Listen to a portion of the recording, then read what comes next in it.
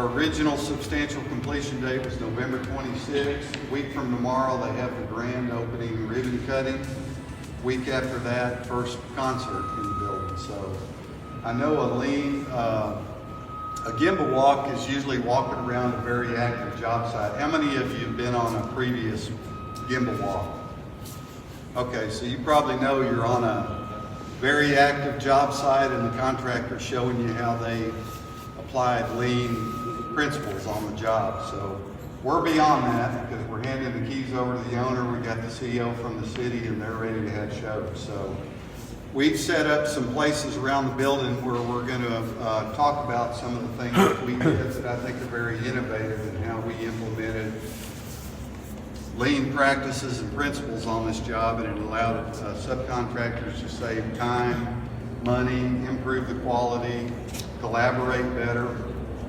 We use some fairly innovative uses of technology that we'll talk about as we go through the tour, where we did laser scanning and used drones for QA/QC inspections.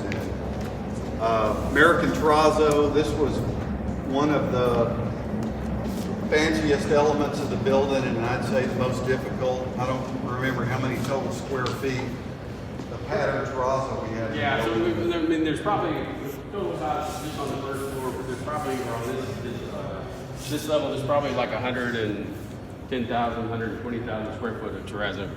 As you walk along this, you can see all the vast amount of terrazzo there is on this project.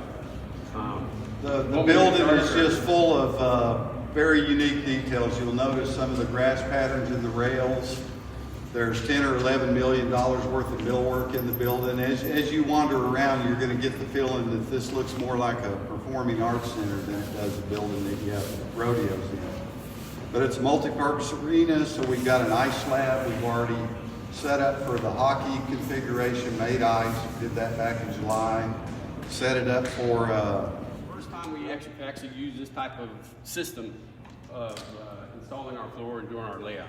Typically we do with a pattern, as you see on the floor, a pattern like this, we typically do it all by hand, whether it's putting one by one grids on the floor, plotting our lines, plotting our points, and then basically hand drawing our different radiuses and that sort of thing on here. So this technique is basically, we send our CAD drawings and our shop drawings to this company that does this, and they water jet cut on some plastic boards. And these plastic boards are interlocking like a puzzle, like a kid's puzzle. You interlock them, they're numbered boards, and it's a system where you put down, you can move it a little bit if something's out of line, just to line it up the way it needs to be, center lines and that sort of thing. And once it's all said and done and all down, it's not orange at this point. Once we get it all where it needs to be, we would paint the different lines. So all these lines you see, or all the strips you see, are painted in here, and this, like it is here on this board. And all that orange paint is actually where the strips would be going. So once you take it up, I don't think we have a picture of it when it's all taken up. It'd be on the concrete slab, would be all your orange lines, and at that point we'd set all our strips. We actually did all those by hand, other than some of the actual heavy zinc, heavy top zinc stuff. This particular area for layout alone probably saved us anywhere from 3 to 4 weeks of actually doing layout. On top of that, then this is dead accurate as far as the CAD drawings. And so there's nothing out of whack, there's nothing, hey, this is off a little bit.